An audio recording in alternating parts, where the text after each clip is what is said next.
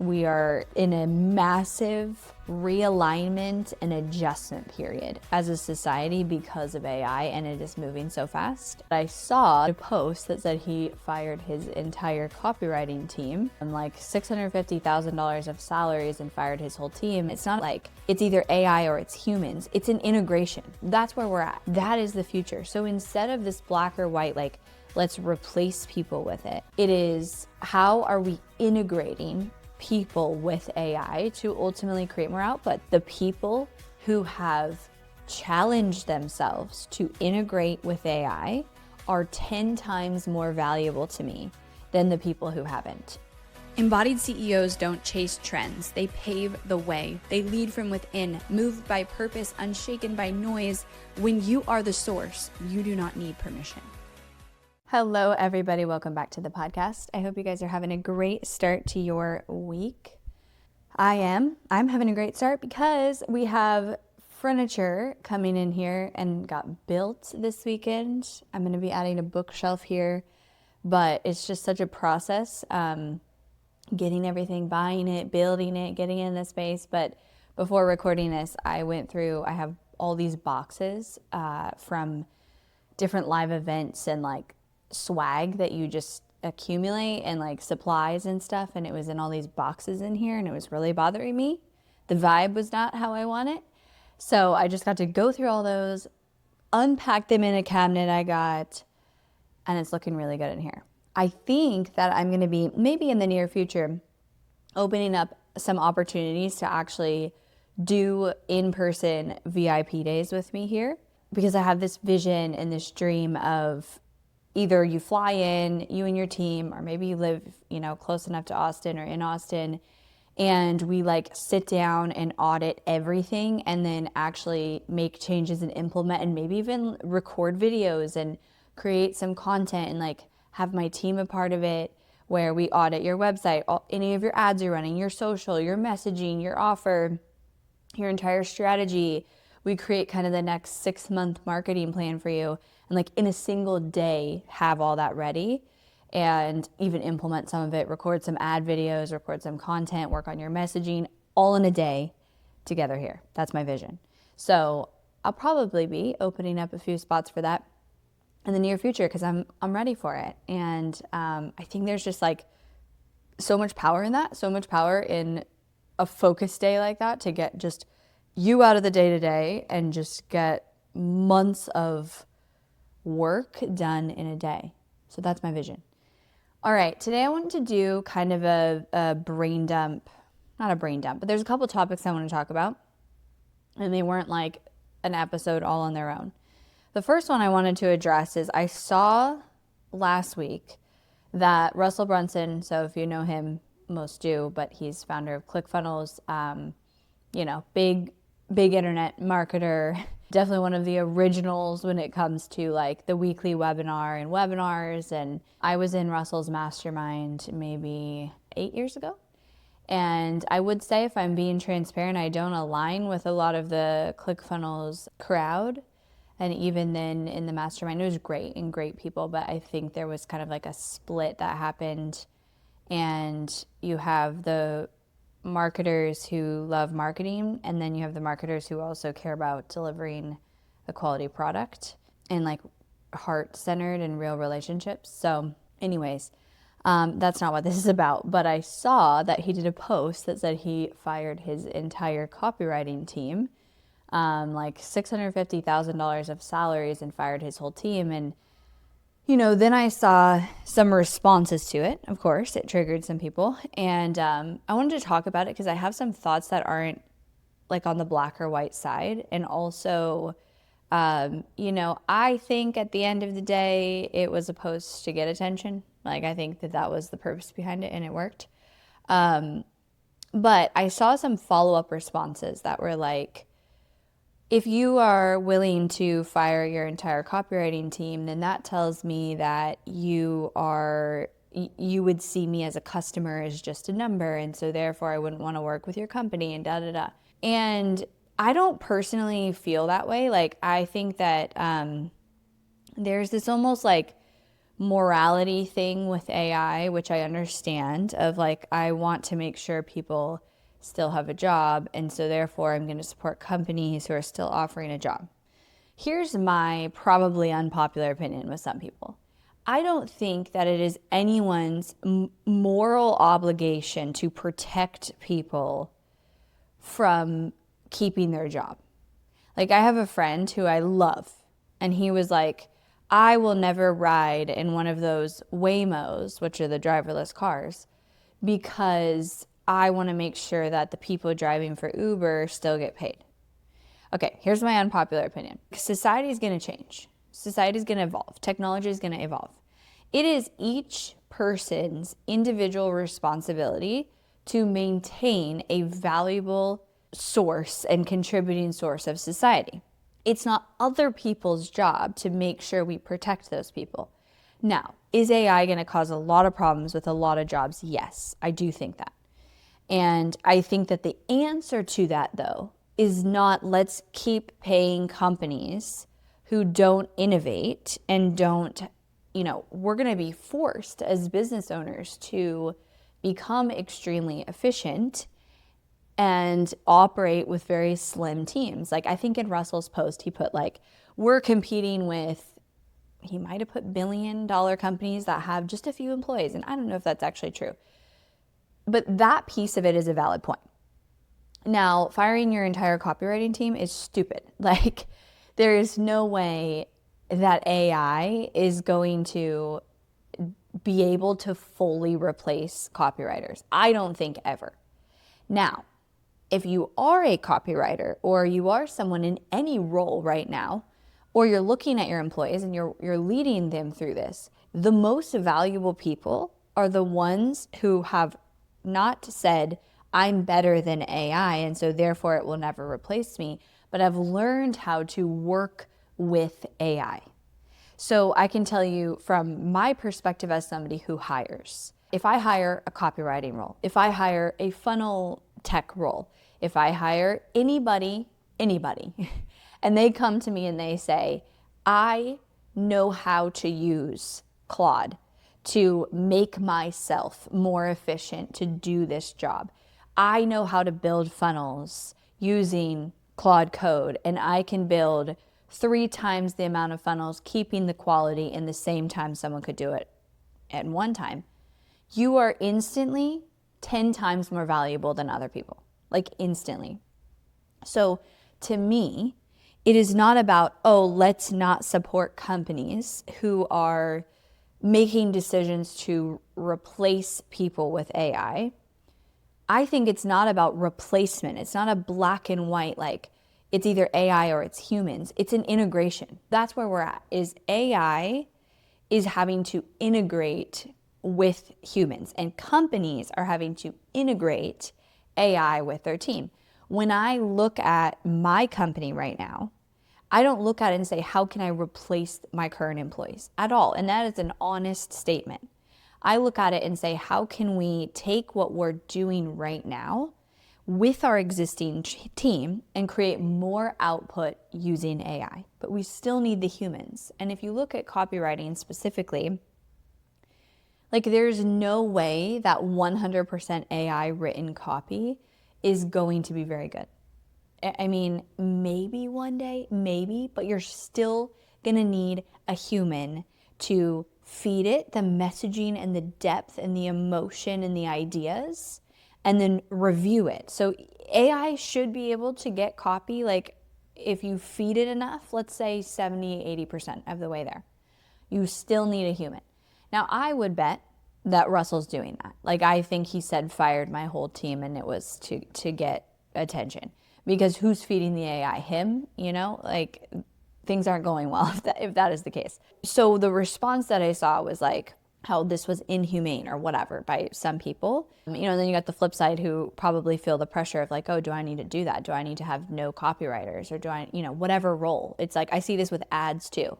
I see this with ads managers. Oh, we're going to have AI is just going to run the ads. I can tell you right now, if you went in ads manager and had no human and you just like let AI set it up, your ads would be a nightmare. Like, it is nowhere near ready for that. And in fact, a lot of the AI settings in Ads Manager that they leave toggled on, like audience expansion and those things, actually get worse results. So maybe one day we'll be there, but you still need a human managing the AI. That is the future. So instead of this black or white, like, let's replace people with it, it is, how are we integrating people with AI to ultimately create more output? That is what AI is doing. It's like, it's creating more efficiency and more output. And as a CEO, as a company, that is your job. You have to be able to figure that out to stay competitive. So the people who are like, oh, Russell's doing this and that means that I would just be a number as a customer for him, I also think that's inaccurate.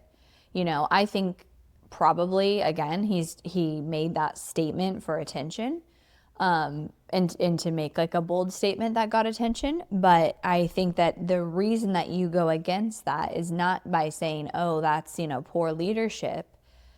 To me, the only reason it would be poor leadership is I don't think it's strategic to look at it that black and white. I would look at it and say, how do we produce more output with our copy while maintaining or improving the quality with humans using AI?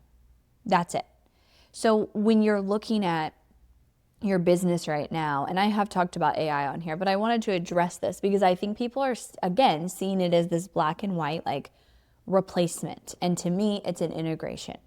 And it's, how do we integrate AI into the business? And if you are a human being, providing value, whether you are with you have clients, you have customers, or you're actually an employee or a contractor, I can promise you, as someone who hires dozens of people every year, the people who have challenged themselves to integrate with AI are 10 times more valuable to me than the people who haven't. And that is what we're going to see. We're going to see the people who are accepting it and challenging themselves and integrating with AI flourish, and the ones who haven't get left behind. And I hate that, like, you're going to be left behind language. I really do, because I think that is also like, it's everywhere. I saw this joke of a reel that was like, every meeting today in 2026, and that it had all these clips of like AI, and it's so true.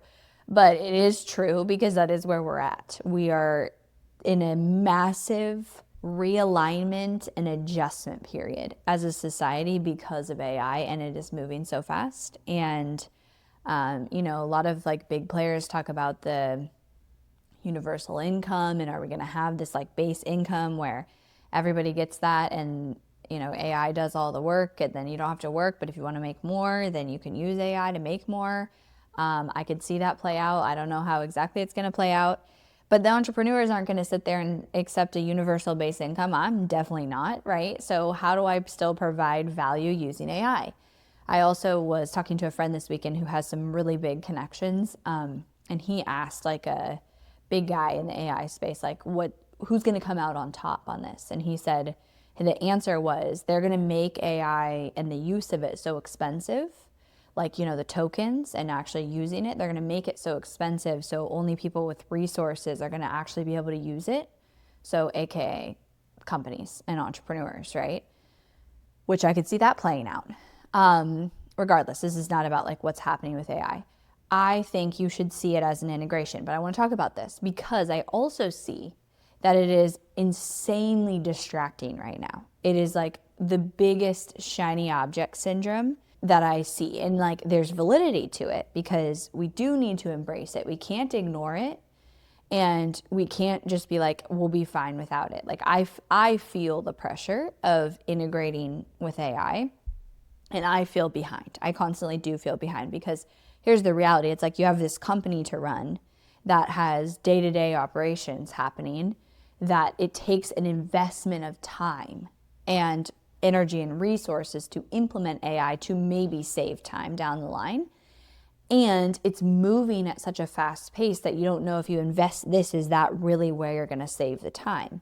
And so I'm seeing all these people who use Claude Code and Vibe coding, and they're like building all these things. And my question is, cool, like it's cool, but is that actually going to make you more money?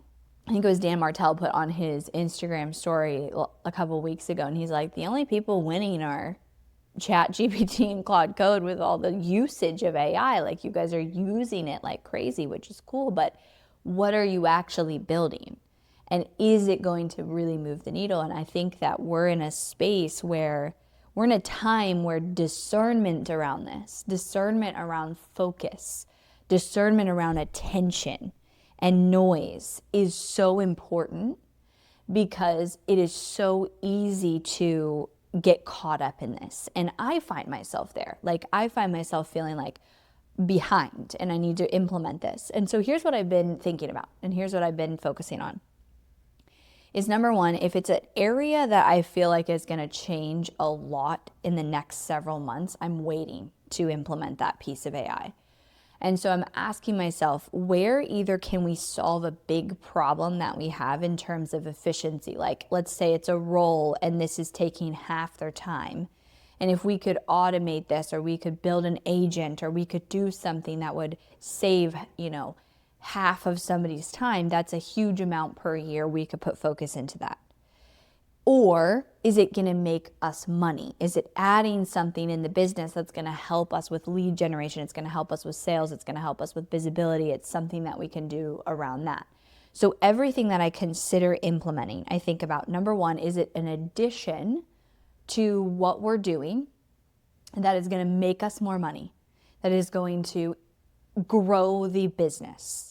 Which that could look like I've built something and working on something that will find specific quality leads to our highest level offers, so we can send packages in the mail, so we can do outreach. So, okay, that's something we don't have happening right now that will grow the business with leads, okay? Or second piece would be, is it going to save a tremendous amount of time to where I could say it's 50% of someone's time. If someone's making $70K a year and you save 50% of their time, you just save $35,000 a year, right? Because not to replace them, what can they do? What else can that person now do to grow the business? And so anything you're thinking about actually implementing, that's what you should run it through. Is this going to save time, or is this going to actually grow the business? Not, this is a really cool app that I can quickly build, or a really cool agent that I can quickly build. Because I'll tell you who's winning in those situations.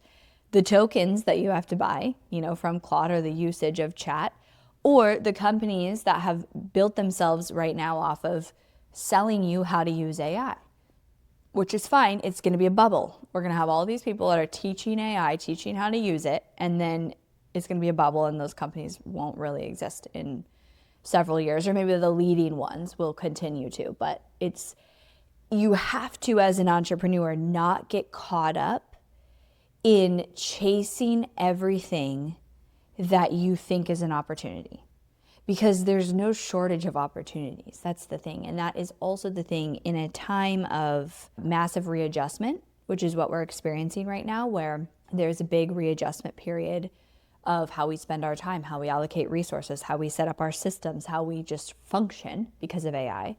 When that happens, that readjustment means there's tons of opportunity, tons of money to be made while the readjustment happens. Like, there is so much opportunity. I was talking to my friend this weekend, who also is very successful, very, very successful investor and entrepreneur. And he's like, there's so much money out there right now to be made, because we haven't readjusted yet. We haven't caught up to the fact that AI can do these things and can do these things quickly. So when you use AI, you're now at a massive advantage, but you have to use it, strategically. So there's that massive adjustment. And then there's also the people who eventually will get left behind, because they are comfortable. That's what I see. They're comfortable in how things are right now. They're comfortable in how they operate, whether it's their business, whether it's a job, whether it's, whatever. They're comfortable, and they're not challenging that comfort to be a part of the readjustment. And so I think when you talk about roles, when you talk about copywriters, designers, tech people, agencies, all of them, all these roles that people talk about will be non-existent. I don't think they'll be completely non-existent. Way less people are going to do it. But the people who right now lean into the discomfort and lean into, if there's a readjustment period, you have to be responsible for readjusting yourself to still be a valuable part of society. And I believe no matter what, humans will still have value. I just believe that. I believe in humanity. I believe in people. I believe that AI just will never have the heart and the soul that humans have. And I know people are like, well, yeah, like it could, I don't know, maybe we're going to destroy ourselves with AI, but right now, what can you control? Which is how you show up. And so the discernment behind how do you spend your time? How do you push your comfort zone? Like, how do you try new things as it relates to AI? But how do you also not let the noise and the distraction and the shiny objects pull you away from what's important? And I really think now more than ever before is such an important time to have such strict boundaries with your time and energy and attention. And attention, that's the thing. It's like, what gets your attention? Because I notice it myself. Like if I go on Instagram and I start scrolling, I feel sometimes overwhelmed because there's so much noise and it's not a helpful amount. It's not helpful noise. It's not actually contributing. Like when I need to go and solve a problem or focus on something, I can go find that information. But just allowing it to be available and in my face creates this like I'm falling behind narrative. So kind of back to kind of the original start of this of like, are you looking at, I know a lot of people who are thinking the thought of, is what I'm doing now going to be relevant in the next few years? Like, should I put my time and energy into this? Should I focus on this? I think that's a question all of us are asking, even myself, like what will evolve with the company and what do I need to be focusing on? And I think it's a question we have to keep asking and keep contemplating.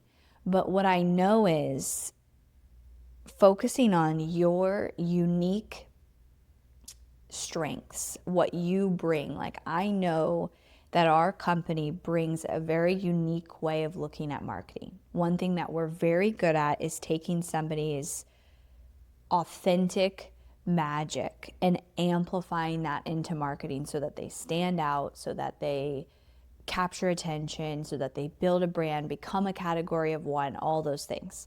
We're really good at that. How do we continue to pair that while building the marketing strategies, launching the ads, implementing with AI, so that now we're a system that works with AI? And I think everybody is, people are not going to want to, business owners are not going to want to still go in and actually manage their ads. They're going to still want someone to manage the AI and oversee it. So you can continue to be valuable as long as you focus on that and you allow just enough of what is going to either save the most time in my company and therefore money, or contribute to growth. And then you focus on building that out when it comes to AI. And don't let it overwhelm you. Like reframe it into, how can I be excited about all of this opportunity? And how can I challenge myself to lean into the discomfort of all of the new and the potential overwhelm, and challenge myself to just play with it and learn? Because there's so much about this too. I was actually talking to my dad the other day, who owns a construction company, and he's gotten way into using it and like built this whole thing for his company. But he's like, there's so much that I don't know. So you don't know what you don't know, and you have to kind of start something and have an idea for it and then build on top of it as you go. So anyways, all that to say, I guess this kind of turned into an AI podcast, which I didn't mean for it to just be that, but I do think it's like just such a relevant conversation. And so, it's shifting every week what I kind of put attention into. But I will say, as the CEO, here is where I'm at. Number one, I'm trying to create capacity within our day-to-days as a company to where we can have set aside time to work on things related to AI. I'm also trying to challenge my team individually to really lean into it, because again, I'm seeing this so clearly. Like, It is easier to keep doing what you've always done, how you've done it, and not evolve yourself to be valuable and relevant today. And like as I'm doing hiring interviews, we're hiring copywriter, we need a new funnel tech. If they tell me, yeah, I know how to use Claude like a ninja, I'm like, I'll pay more for you, literally, because you will produce so much more. That's what I'm saying. There's so much potential and so much money right now because we haven't caught up. Eventually, that's going to be the normal. When how much output you can produce with AI is going to become the normal, but it's going to take a few years. So right now, if you are an individual or a company that can produce more output for the same price because you're leveraging AI, you now are more valuable and there's so much opportunity for you. That's literally what I did with our offers. With our first 2-level offers, they're priced at the level of a program but done for you because we're maximizing efficiency on the back end. And you won't even know what is AI, what is not. Like the copy, it is still touched by a copywriter. We have a process that pulls everything out of the entrepreneur that makes it have the depth, makes it have the authenticity, makes it have, what doesn't sound like AI. And so that opportunity is what you need to focus on right now while staying focused, while staying locked in, while not letting the noise and the fear.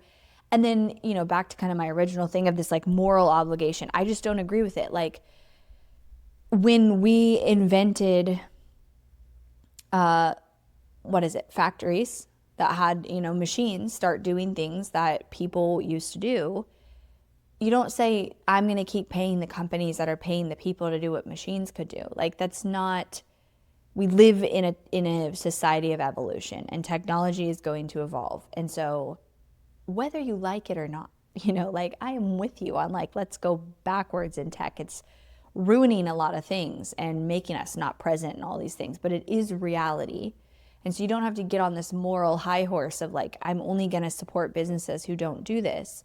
I look at Russell Brunson's decision and say, that's stupid for you to fire your entire copywriting team. Maybe either A, trim it down to the best players who are leveraging AI to the best of, like doing an incredible job with it, fully support that as a CEO, or B, how could you produce more output?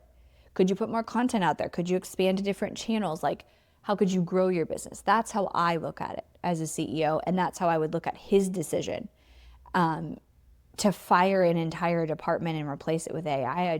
I don't think it's actually a smart move. I know there's a lot of companies who have done that with programming, and now their code is like a huge mess because they've let AI do all this coding and they need developers to come in and fix it. So I think we're learning too, as businesses and entrepreneurs, that like it's not black or white. It is an integration of AI. But as a business owner, as a member of society, the only way to keep yourself valuable is to lean into the evolution. And the faster you do that, the more you can capitalize on opportunity that really is like this window of 10 times the opportunity of what it will be in a few years. So, food for thought.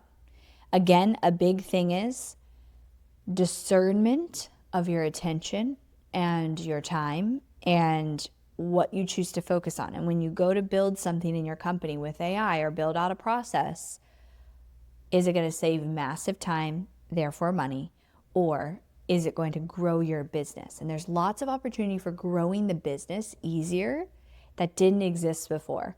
I wish all of this existed when I first started my company because it is like easier now than ever to grow a company. But it is also easier to get extremely distracted and like shiny object bouncing around everywhere than it was ever before. And that has to come down to like self-discipline because the external is pulling your attention all day long, constantly. And I do think we're going to see a lot of entrepreneurs struggle with this, where they feel like they're being productive because they're working on something new, they're working on an AI project, or maybe they're like, oh, I should launch this new offer with AI. And so it feels productive, but it's actually counterproductive because it's not focused on what's going to grow the company and move the needle the most. Opportunity is not the problem. There is a tremendous amount of opportunity. Focus, depth, discernment and relentless commitment to that is where the money is, and is where the experienced, seasoned entrepreneurs are doubling down on. They're not like bouncing all around and doing this shiny object stuff. They're like, double down, improve what we have, add to what we have, don't lose focus. All right, guys. Hope you enjoyed this episode. Turned into an AI episode. I have another topic, but it's too opposite. We're going to do another podcast for that topic. I hope you guys have a beautiful rest of your week, and I will talk to you next time.